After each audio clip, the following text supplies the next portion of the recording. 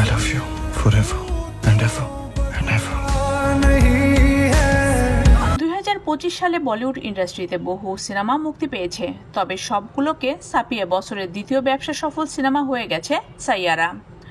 নতুন দুই মুখ, গান ও রোমান্টিকতায় অন্যান্য সিনেমাদের হারিয়ে দিচ্ছে মোহিত সুরির সিনেমাটি।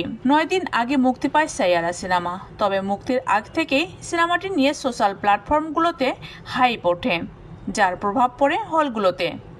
মুক্তির পরেই সিনেমাটি দেখতে হলে ভিড় করে সিনেমা প্রেমীরা। ঘরোয়া ও আন্তর্জাতিক অঙ্গন সবখানেই সিনেমাটি পুরাই প্রশংসা। সাইয়ারায় মুখ্য চরিত্রে অভিনয় করেছেন আহাম পান্ডে, তার বিপরীতে রয়েছে Anit পাদা। I love you forever and ever and ever. ভারতীয় গণমাধ্যমগুলোর তথ্য মতে 9 দিন শেষে ভারতের বক্স অফিস থেকে 217.25 কোটি রুপি আয় করেছে সাইয়ারা। প্রথম সপ্তাহের পর দ্বিতীয় সপ্তাহে বেশ ভালো আয় করেছে সিনেমাটি।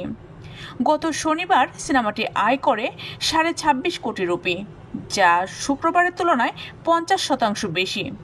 গত শুক্রবার সিনেমাটি 18 কোটি রুপি আয় করেছিল। ঘরোয়ার পাশাপাশি আন্তর্জাতিক অঙ্গনেও বেশ সাড়া ফেলেছে সাইয়ারা।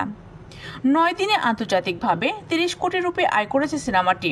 এর মধ্যে শুধুমাত্র গত শুক্রবার 10 লাখ রুপি আয় করেছিল।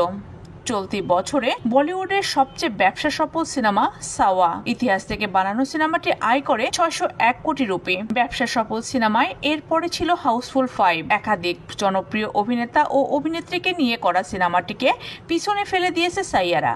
মুক্তির প্রথম 8 দিনের আয়েই হাউসফুল 5-কে পিছনে ফেলেছে সিনেমাটি।